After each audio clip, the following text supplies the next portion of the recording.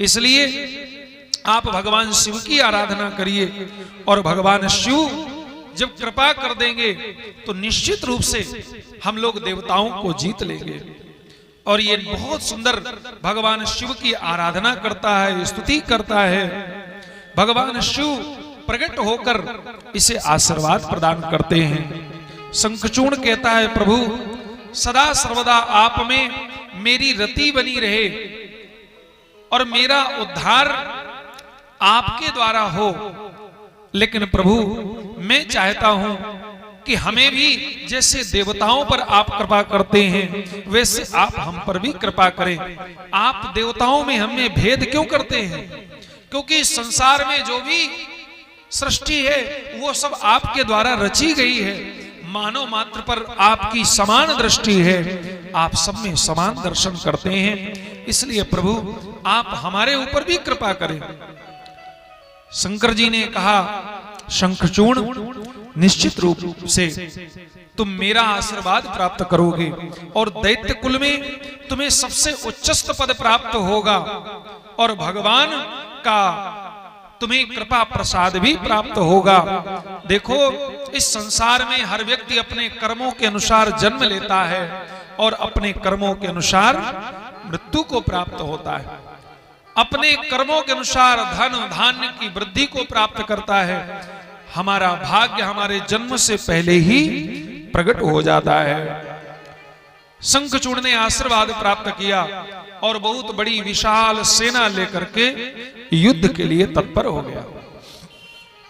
शंखचूड़ की पत्नी तुलसी ने शंखचूड़ को समझाया कि देखो देवताओं के साथ भगवान विष्णु की कृपा है, इसलिए हमारे द्वारा देवताओं को जीत पाना बहुत मुश्किल है। शंखचूड़ की पत्नी ने कहा कि प्रभु शंभो दूत मुखा देवी युद्धायाहं समुद्यता तेन गच्छाम्यहं योद्धुं शासनं कुरु मे ध्रुवम्। यदि आप शासन करना चाहते हैं तो आप एक काम करिए, आप भगवान की शरण ले लीजिए। ये जितने भी राक्षस हुए सबकी पत्नियां महाराज यही समझाती थी। आप रावण का चरित्र उठाकर देखिए, मंदोदरी ने रावण को बहुत समझाया कि स्वामी जिससे आप बैर कर रहे हैं वो कोई सामान्य मनुष्य नहीं है, वो तो इस संसार के जगदीश्वर जगदाधार परमात्मा है। यदि तुम उनकी शरण में चले जाओगे तो निश्चित ही तुम्हारा राज अखंड हो जाएगा। बाली के पास भी जब भगवान जाते हैं तो बाली की पत्नी तारा भी यही समझाती है कि वो कोई सामान्य पुरुष नहीं है। ये जितनी भी राक्षसों की पत्नियां हैं ये सबकी सब महान पतिव्रता सती हैं और इनका बहुत सुंदर भगवान के प्रति प्रेम है। समझाया, कहा प्रभु आप ऐसा मत करिए। लेकिन ये दैत्य सेना लेकर शंखचूड़ बहुत विशाल पुष्पभद्रा नदी के किनारे आक्रमण कर देता है और देवताओं दैत्यों का बहुत विशाल युद्ध होने लगता है। दैत्यों के जितने भी सेनापति थे ये सबके सब युद्ध करने में बड़े निपुण थे। भगवान शिव के पास देवता जाकर स्तुति करते हैं कि प्रभु अब आप ही हमारी रक्षा कर सकते हैं। भगवान शिव कार्तिकेय को भेजते हैं, विशाल कार्तिकेय से युद्ध होता है। मैया भगवती भी अपनी शक्तियों के साथ आकर युद्ध में सम्मिलित होती हैं और भगवान शिव आकाशवाणी करते हैं, देवताओं को संतुष्ट करते हैं कि देखो यह भगवान कृष्ण का परम सखा है। पूर्व जन्म में यह गोप था, इसलिए भगवान का सखा होने के कारण ये भगवान का ही अंश है और इसका उद्धार बिना भगवान विष्णु की कृपा के हम लोग नहीं कर सकते हैं जब तक भगवान विष्णु सहायता नहीं करेंगे। क्योंकि भगवान विष्णु कृष्ण राम में भेद नहीं है, इसलिए सब लोग उनकी शरण में चले। सारे देवता भगवान विष्णु की शरण में आते हैं और पुनः भगवान एक बड़ा सुंदर स्वरूप बनाते हैं और आकर शंखचूड़ से छल पूर्वक उसका जो कवच था उसे मांग लेते हैं। कवच दान में दे देता है, शंखचूर्ण, और फिर युद्ध करने के लिए चला जाता है। इधर भगवान तुलसी जी के साथ विहार करते हैं, और जैसे ही तुलसी जी के साथ विहार करते हुए भगवान तुलसी जी के सतीत्व को भंग कर देते हैं, उधर भगवान कृपा करके शंखचूड़ का उद्धार कर देते हैं। तुलसी जी इधर समझ जाती हैं कि यह मेरे पति नहीं हैं, और तुलसी जी भगवान को जैसे वृंदा ने श्राप दिया था, वैसे तुलसी जी ने भी श्राप दे दिया कि आप शांत जड़वत खड़े हैं, इसलिए आप पाषाण हो जाइए। तो ये अन्य कल्पों की दो कथाएं यहाँ पर शिव पुराण में वर्णित हैं। तुलसी जी ने कहा, हे विष्णु ते दया नास्ति, तुम्हारे हृदय में बिल्कुल दया नहीं है। पाषाण सदृशम मनः, तुम्हारा जो मन है वो पत्थर की तरीके है। पतिर्धर्मस्य भंगेन मम स्वामी हता खलु, तुम दुष्ट हो, तुम खलो, तुमने पाषाणवत अपने मन को बना लिया है, और तुमने मेरे साथ जो छल किया है, इसके कारण मैं तुम्हें श्राप देती हूं कि तुम पाषाण हो जाओ। भगवान ने कृपा की और तुलसी जी को अपना पूर्व जन्म याद आया, और तुलसी जी को प्रायश्चित हुआ। तुलसी जी ने कहा कि प्रभु, मैंने आपको श्राप तो दे ही दिया, अब क्या होगा? भगवान ने, भक्तवत्सल भगवान ने कहा, चिंता मत करो, यदि मैं पाषाण बनूंगा तो मैं तुम्हारा कभी वियोग सहन नहीं करूंगा, और तुम भी वृक्ष के रूप में प्रकट हो जाओगी, और जो मेरा और तुम्हारा नित्य संयोग कराएगा, वो चाहे स्वर्ग में हो, चाहे पाताल में हो, चाहे मृत्युलोक में हो, कहीं भी उसके जीवन में लक्ष्मी की कमी नहीं होगी, धन धान्य की कमी नहीं होगी, और भारतवर्ष में तुम दो रूपों में प्रकट होगी। स्वर्गे मर्ते च पाताले तिष्ठत्वं हरिसन्निधौ भवत्वं तुलसी वृक्षो वरा पुष्पेषु सुंदरी। अब तुम तुलसी वृक्ष के रूप में तीनों लोकों में व्याप्त रहोगी, और एक स्वरूप तुम्हारा और होगा, वो कौन सा? गंडकी नदी भी तुम ही बनोगी। भविष्य में भारतवर्ष में वृक्षाष्ठिता त्रदेवी तुम वैकुंठे दिव्य रूपणी सार्ध रहस्य हरिणा नित्यं क्रीड़ा करिष्यामि। नद्यतिष्ठात्र ते देवी भारते बहुपुण्यता लमणोदस्य पत्नीं सा हरियसस्य भविष्यति। तुम जब गंडकी नदी के रूप में प्रवाहित होगी तो मैं भी वहां पर अनंत रूपों में विद्यमान हो जाऊंगा, और मेरा जो पाषाणवत स्वरूप होगा वो गंडकी नदी में तुम्हारी गोद में विहार करेगा, और जो भी गंडकी नदी के उस कण को, उस मेरे पत्थर स्वरूप को लेकर पूजा करेगा, वो साक्षात मेरी पूजा का फल प्राप्त करेगा। तो गंडकी नदी का महाराज एक एक कण भगवान श्री शालिग्राम जी का स्वरूप होता है। यहाँ पर शालिग्राम जी की बहुत महिमा का वर्णन किया है कि जिस घर में शालिग्राम जी की पूजा होती है वो घर कैसा होता है, वह क्षेत्र कैसा होता है, वो स्थान कैसा होता है। यहाँ पर लिखा है शालिग्राम जी के स्वरूप कितने होते हैं। भयंकर बड़े बड़े विकराल दांत वाले जो राक्षस होंगे वो सबके सब कीट बन जाएंगे वहां पर, और शालिग्राम जी को अपने दांतों से दबा दबा करके उनमें नाना प्रकार के चिन्ह बना देंगे। शालिग्राम शिला साही तदभेदादि पुण्यथा लक्ष्मी नारायणाख्यादिस चक्रवेदा भविष्यति। कितने स्वरूप होंगे शालिग्राम जी के? यहाँ पर लिखा है कि जो भी व्यक्ति शालिग्राम जी को तुलसी से अलग कर देगा उसको आने वाले 100 जन्मों तक वियोग सहन करना पड़ेगा पति पत्नी का। तो इसलिए भैया आप लोग कभी ऐसा अपराध ना करें। शालिग्राम जी की सेवा बहुत पुण्यमयी है। शालिग्राम जी की सेवा करते समय जिस सिंहासन पर शालिग्राम जी को विराजित करना हो, उस सिंहासन में पहले एक तुलसी पत्र रखें और फिर शालिग्राम जी को ऊपर से रख दें और फिर उनको जो भी चंदन आदि चढ़ाना है, जो भी भोग लगाना है, वो लगाकर फिर उनके ऊपर से एक तुलसी पत्र रख दें। मंजरी सहित यदि तुलसी पत्र है तो भगवान बहुत प्रसन्न होते हैं। हाँ, रात्रि कालीन पे यदि तुलसी जी को आपको हटाना है तो आप उनको हटाकर बगल में रख दें और ऐसा आभास करें हृदय में कि अब भगवान तुलसी जी के सहित विश्राम करेंगे, रात्रि में शयन करेंगे। तो तुलसी जी का महाराज बिछौना, तुलसी जी नीचे भी, तुलसी जी ऊपर भी, इसलिए तुलसी जी का नित्य संयोग होना चाहिए, विच्छेद नहीं करना चाहिए। यहां पर लिखा है शालिग्रामाश्च तुलसी शंखम चैकत्रैवहि। और जो शंखचूर्ण दैत्य था, भगवान ने उसे आशीर्वाद दिया कि तुम्हारे शरीर से बहुत से शंख प्रकट होंगे और मेरी पूजा में तुम्हारे ही जल के द्वारा अभिषेक होगा, इसलिए एक छोटा सा शंख भी वहां रखना चाहिए और उस शंख में पहले जल डालें और फिर उस शंख से भगवान को स्नान कराएं। ताम्र पात्र में स्नान कराना चाहिए।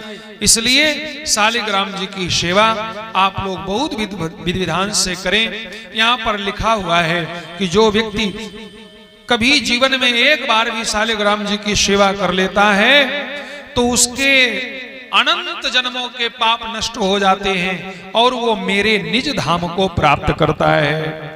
श्री हरि को बहुत महाराज प्रिय है ये पूजा और केवल इस कथा का श्रवण लाभ जिसे प्राप्त हो जाता है महाराज, उसे कौन सी मुक्ति मिलती है, कौन सी भुक्ति मिलती है, इसका भी यहाँ पर वर्णन है।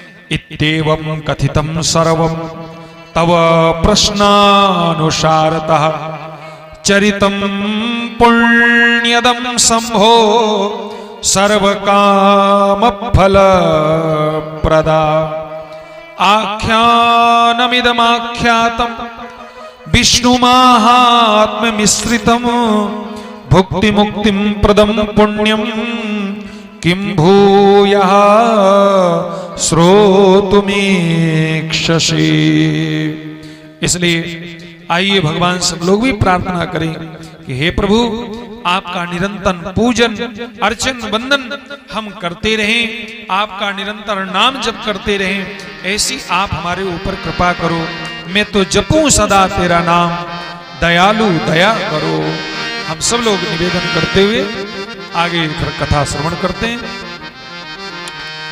मैं तो जपूं सदा तेरा नाम, दयालु दया करो। मैं तो जपूं सदा तेरा नाम, दयालु दया करो। दयालु दया करो, कृपालु दया करो। दयालु दया करो, कृपालु दया करो। मैं तो जपूं सदा तेरा नाम, दयालु दया करो। मैं तो जपूं सदा तेरा नाम, दयालु दया करो।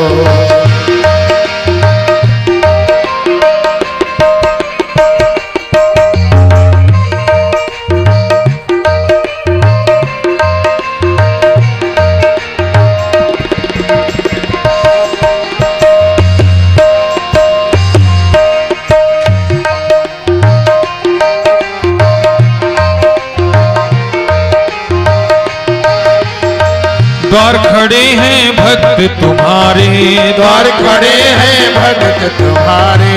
अपनी दया के खोलो द्वारे, अपनी दया के खोलो द्वारे। द्वार खड़े हैं भक्त तुम्हारे, दया के खोलो द्वारे। द्वार खड़े हैं भक्त तुम्हारे, अपनी दया के खोलो द्वारे। सब पूर्ण हो जाएगा, दयालु दया करो। सब पूर्ण हो जाएगा, दयालु दया करो। मैं तो जपूं सदा तेरा नाम, दयालु दया करो। मैं तो जपूं सदा तेरा नाम, दयालु दया करो।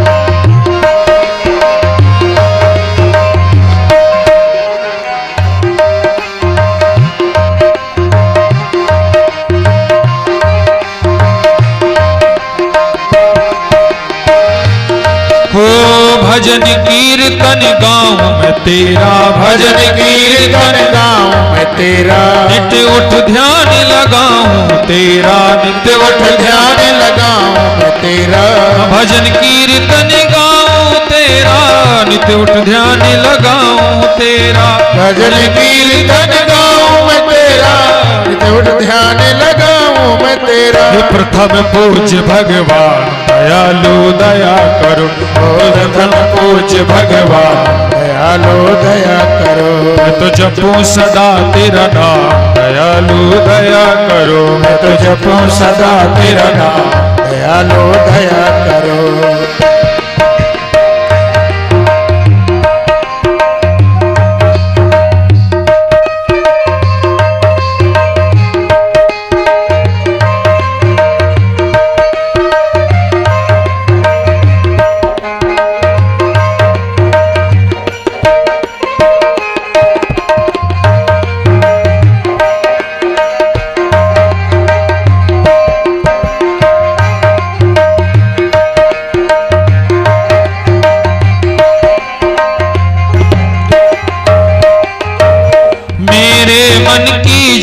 जगा दो, मेरे मन की ज्योति जगा दो, मुझको अपनी शरण लगा लो, मुझको अपनी शरण लगा लो, मेरे मन की ज्योति जगा दो, मुझको अपनी शरण लगा लो, मेरे मन की ज्योति जगा दो, मुझको अपनी शरण लगा लो, पहुँचा दो निज धाम दयालु दया करो, हाँ पहुँचा दो निज धाम दयालु दया करो, मैं तो जपूं सदा तेरा नाम, दयालु दया करो, मैं तो जपूं सदा तेरा नाम, दयालु दया करो।